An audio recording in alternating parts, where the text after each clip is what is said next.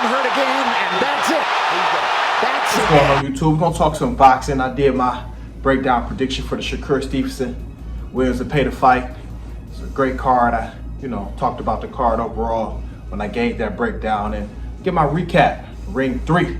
Yes, my recap. To the card. It was a great card, but the judges were awful. The judges were awful. And Turkey, I don't know if you can blame Turkey, but it just seems like, and I like the fact that he's putting on great fights, but it just seems like he paid for this shit, so he gonna get what the hell he want from the judges, from who wins the fights, from how he gonna get whatever he want. He basically paid for the shit. He basically paid for boxing, so he's gonna get what he want. Like, as long as the guy don't get knocked out, he can determine who gonna win the fight. That's just what it seemed like to me. I mean, the great fights, but the judging was awful. It was awful. It was, and I'll just start with, what was the first fight? You had David Morrell and Katav. David Morrell lost that fight. He won maybe 2-3 rounds, and every time he did do something good, Katav came back and he had a knockdown. And it was only a 10-round fight. And you give it, what, a split decision? Yeah, David Morrell lost that fight. He definitely lost that fight. And he needs to start taking his fights serious. He's clowning in the ring, and that same round he got knocked down, he was clowning 30 seconds prior.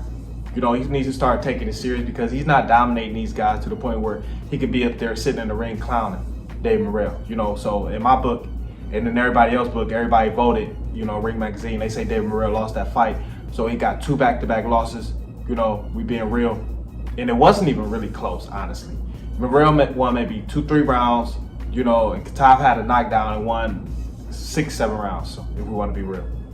So David Morrell, he definitely, need to, get back to the drawing board. And we had Shakur Matias versus Puello. Great fight. If you follow my content, I like Shakur Matias a lot, but he started out good, putting pressure on, but then he started to get sloppy. Puello was countering him on the back foot. But like I say, Turkey Al-Sheikh, he likes a certain style. So if you're not, really standing your ground and you're not clean with your punches, Turkey Al-Sheikh, he's not going to favor that. I see where this is heading. I see where this is going. He's literally controlling boxing, because he paid for it. Literally, he paid for boxing. So I'm not mad. It is what it is. I'm just adjusting to what's going on in real time. You can't get mad. You just got to adjust to what's going on in real time. And I'm adjusting with how I'm covering it too, because Puello, any other time he was landing counters, Shakur Matias was looking real sloppy, just coming forward, not really having a real plan. Shakur Matias was definitely, great pressure, and early on he was landing some great body. He landed some great body shots throughout the fight, don't get me wrong. But Puello, he was on the back foot a lot, and he was countering, landing some great shots, some great uppercuts, popping Matias' head back, plenty of times, especially the second half of the fight, but like I say, they favor these come forward guys is gonna bring the fight, and as long as you don't get knocked out, the come forward aggressive style is gonna win. And Turkey Al-Sheikh, that's how he has it. He's already told the judges, if a guy don't get knocked out, but he's a come forward fighter, he's landing a lot of aggressive shots, he should get the win. So Puello could have went either way. I won't say it was a robbery, it was a close fight. It is what it is. You got Shakur Stevenson and William Zepeda, and William Zepeda was a come forward fighter, and he had Shakur Stevenson, against the ropes a lot. Shakur Stevenson, he made his adjustments, and when he made the fight in the center of the ring, which he did pretty much the second half of the fight, it wasn't no competition. William Zepeda was very aggressive. He was, coming forward, but if you watch the last 3-4 rounds, William Zepeda volume definitely slowed down, and he wasn't coming forward as much. If you really watch that fight,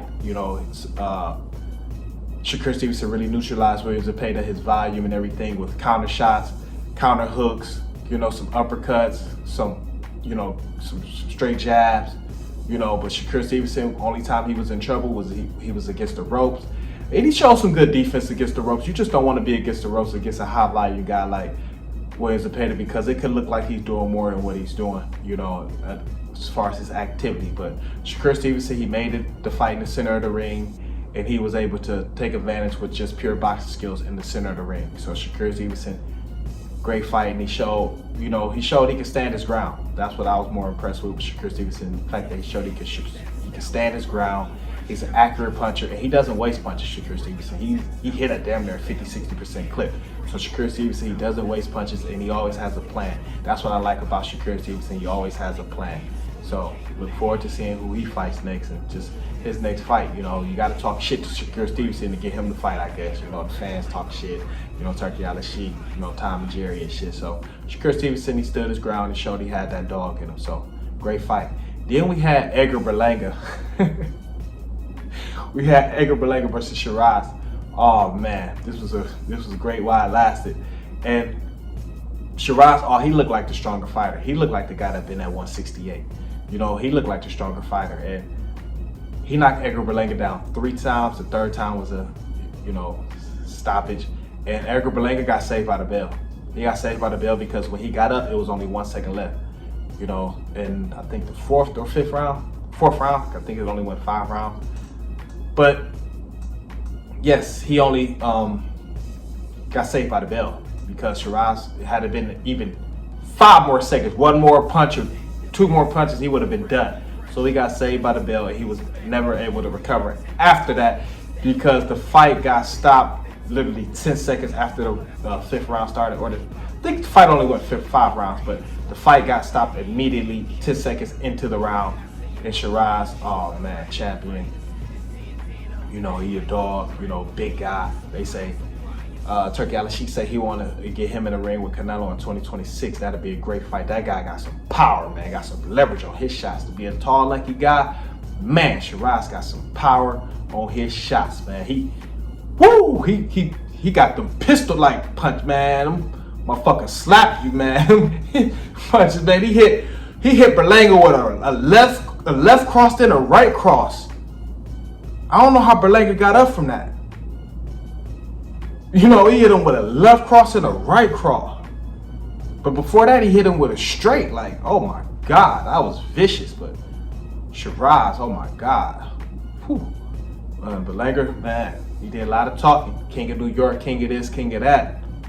Man, he did a lot of talking, Berlanga. But boxing will humble you, it will. But my recap from Ring 3, I call this shit right down the middle. No lies here. These boxers don't pay me. No reason for me to lie.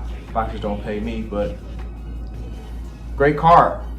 Judges weren't the best, but close fights, so it is what it is. But comment, like, subscribe, we can help you share the video. If you're entertaining, hit that cash and talk some boxing. That's what I do. We're gonna knock another one out. Bow, bow, bow. Let's get it.